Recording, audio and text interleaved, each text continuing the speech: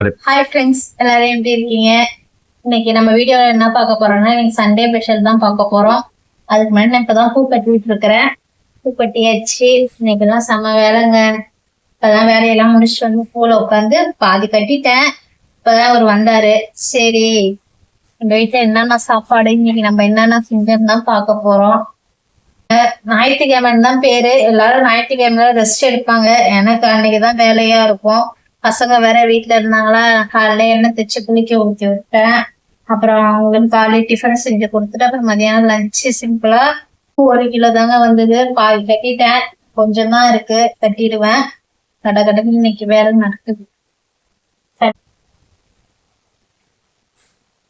என்ன நான் சாப்பிட்டுட்டே இருக்கேன்னு பாக்குறீங்களா? நேற்று நான் புட்டு செஞ்சேங்க. சாயங்காலம் தான் செஞ்சேன், அதனால எல்லாமே ஃபுல்லாத்தையும் சாப்பிடல. கொஞ்சம் சாப்பிட்டு கொஞ்சம் எடுத்து ஃப்ரிட்ஜில் வச்சிருந்தேன்.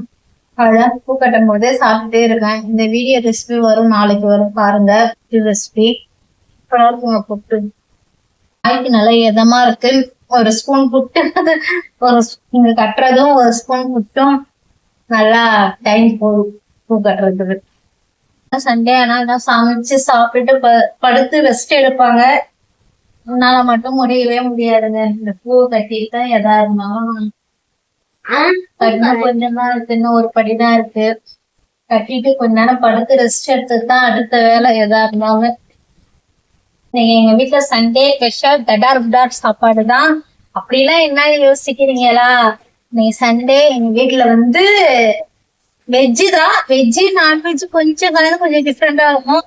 சாம்பாரு, அரைக்கீரை கிடங்குங்க, அப்புறம் கருவாடு தொட்டுக்கு செஞ்சேன். அதோட முட்டை பொரிச்சேன். இன்னைக்குதான் எங்க வீட்டுல சண்டே ஸ்பெஷல். நம்ம எப்போதுமே நான்வெஜ் எடுத்துட்டே இருக்கிறதுனால எனக்கு சண்டே மண்டே எல்லாம் கணக்கு கிடையாது. எப்ப எது சாப்பிடணுமோ அப்ப சமைச்சு சாப்பிடணும். அதான் எங்க வீட்டுல இன்னைக்கு சண்டே ஸ்பெஷல் இதுதான். வீடியோல வரும் பாருங்க. ஃபுல்லா என்னால வீடியோ எடுத்து போட முடியல, அப்படியே வீட்டுக்கிட்ட போட்டுக்க பாருங்க, பார்த்து என்ஜாய் பண்ணுங்க. பாருங்க, முள்ளங்கி சாம்பாருக்கு நல்லா பெரிய வெங்காயம் நீட்டா கட் பண்ணி வச்சிருக்கேன். தக்காளி நல்லா ஒரு 3 பெரிய தக்காளி எடுத்து கட் பண்ணி வச்சிருக்கேன். முள்ளங்கியும் பாருங்க நல்லா வெட்டி வச்சிருக்கேன், கழுவிட்டு. இப்போ வந்து சாம்பார் வச்சோம். இப்போ நம்ம முள்ளங்கி சாம்பார் தான் வைக்க போறோம். அதுக்கு ஒரு 100 கிராம் பருப்பு எடுத்து நல்லா கழுவிட்டு ஊற வச்சிருக்கேன். அதுல ஒரு 4-5 பல் பூண்டு போட்டிருக்கேன்.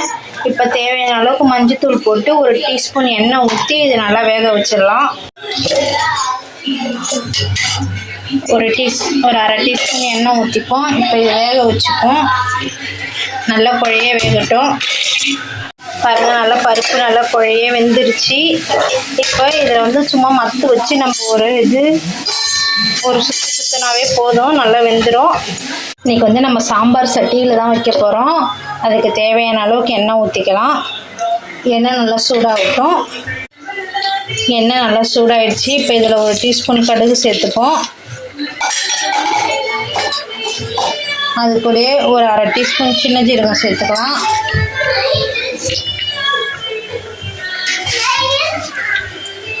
அது கூட ஒரு 2 பட்டை மிளகாய் சேர்த்துப்போம். சேர்த்துட்டு நல்லா பொரியட்டும்.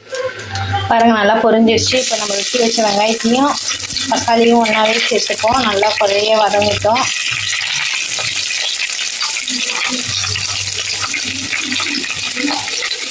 நல்லா வதங்கட்டும். குழம்புக்கு தேவையான அளவுக்கு உப்பு சேர்த்துக்கலாம். உப்பு சேர்த்து இனிப்புக்கு நல்லா வதக்கிக்குவோம். வதங்கும் போதே கொஞ்சம் கருவேப்பிலை சேர்த்துப்போம். சேர்த்துக்கிட்டு நல்லா வதக்கிக்கலாம். வெங்காயம் தக்காளிலாம் நல்லா வதங்கிடுச்சு. இப்போ வந்து அது கூட நம்ம வெட்டி வச்சு முள்ளங்கி எடுத்து சேர்த்துப்போம். நல்லா பிஞ்சி முள்ளங்கி சூப்பராக இருக்கு பாருங்க. இப்போ இதை நல்லா சேர்த்து நல்லா வதக்கிக்கலாம். இதில் பாருங்க, நல்லா காய் வெங்காயம் தக்காளியோட நல்லா எண்ணெயிலேயே வதங்கிடுச்சு. இப்போ இதில் நம்ம குழம்பு மிளகாத்தூள் ஒரு 3 டீஸ்பூன் போட்டுக்க போகிறோம். இது மட்டும்தான் இப்போ சேர்க்குறோம்.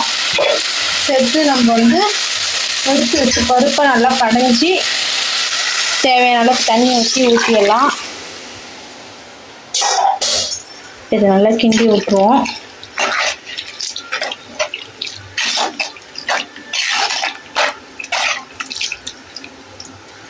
இதில் இன்னும் கொஞ்சோண்டு தேவையான அளவுக்கு தண்ணி ஊற்றிக்கலாம். நல்லா கெட்டியாக இருக்குது.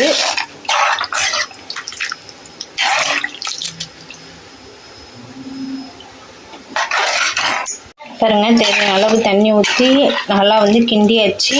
இப்போ நல்லா இது ஒரு கொதி வரட்டும். அதுக்கு மேலே நம்ம ஒரு சின்ன நெல்லிக்காய் சைஸ் புளி ஊற வச்சு பாருங்க, ஒரு சின்ன நெல்லிக்காய் சைஸ் புளி ஊற வச்சுருக்கேன். இது நல்லா ஒரு 2 நிமிஷம் ஊறட்டும். பாருங்க சாம்பார் நல்லா கொதிக்குது. இப்போ இதில் நம்ம வந்து கரைச்சி வச்ச புளியை சேர்த்துக்கலாம். சேர்த்துக்கிட்டு நல்லா ஒரு 10 நிமிஷம் நல்லா கிண்டிட்டு மூடி போட்டு ஒரு 10 நிமிஷம் நல்லா கொதிக்க விடுவோம். உப்பு காரம்லாம் கரெக்டாக இருக்குது.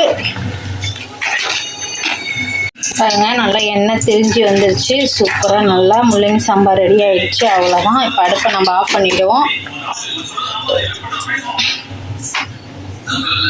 நம்ம சாம்பார் மட்டும் வைக்கல, இப்போ வந்து கீரையும் தான் கடைய போகிறோம். அதுக்கு தக்காளி புளி பூண்டு எல்லாத்தையும் ஒரு 10 நிமிஷத்துக்கு முன்னாடியே வேக போட்டேன்.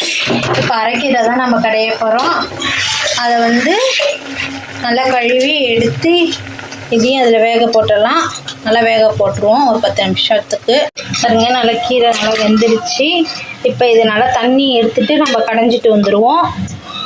நம்ம இப்போ கீரையை கடைஞ்சிட்டு வேறு பாத்திரத்தில் மாற்றியாச்சு.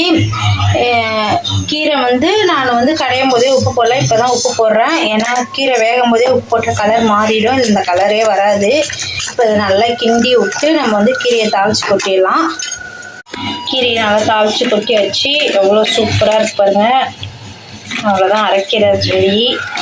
அடுத்தது நம்ம வந்து முட்டை தான் பொரிக்கும். அதுக்கு பாருங்கள் தேவையான அளவுக்கு எண்ணெய் ஊற்றி வெங்காயம் பச்சை மிளகாய் அரிஞ்சு வச்சுருக்கேன். அதை போட்டு நல்லா வதக்கிக்கலாம். பாருங்க வெங்காயம் பச்சை மிளகாய் நல்லா வதங்கினோடனே ஒரு 6 முட்டை நல்லா உடச்சி ஊற்றிருக்கேன். இப்போ இதை நல்லா பொரித்து எடுத்துக்கலாம். பாருங்க நல்லா வந்து முட்டை நல்லா பொரிச்சிட்டேன். நல்லா சூப்பராக இருக்கு பாருங்க. உப்புலாம் கரெக்டாக இருக்குது. அவ்வளோதான் முட்டை பொரியல் ரெடி. நம்ம நெத்திலி கருவாடு தான் தொட்டுக்கு சேர்க்க போகிறோம். பெரிய வெங்காயம் ஒரு பெரிய வெங்காயமும் சின்ன தக்காளி ஒரு 4 பல்லு பூண்டு தோல் உரிக்காமல் நசுக்கி வச்சுருக்கேன். அப்போ தான் நல்லா வாசனையாக இருக்கும். இதெல்லாம் நல்லா போட்டு வதக்கிக்கிட்டோம். பாருங்கள் நல்லா வெங்காயம் தக்காளி வதங்கினோடனே கருவாடு போட்டு நம்ம வீட்டில் இருக்கிற குழம்பு மிளகாத்தூள் போட்டு நல்லா 2 நிமிஷம் அந்த எண்ணெயிலே நல்லா வதக்கிக்கிட்டோம். கொஞ்சம் தேவையான தண்ணி ஊற்றி கொஞ்சம் வேக வச்சுக்கலாம். பாருங்கள் நெத்திலி கருவாடு எவ்வளோ சூப்பராக நல்லா எண்ணெயில் நல்லா வந்து எவ்வளோ கருவாடெல்லாம் உடையவே இல்லை, அவ்வளோ ஒரு சூப்பராக இருக்குது. அவ்வளோதான். நீங்கள் நம்ம வீட்டில் முள்ளங்கி சாம்பார், கீரை, நெத்திலி கருவாடு தொட்டுக்க, தொக்கு, முட்டை பொரியல், அவ்வளோதான். Sunday special.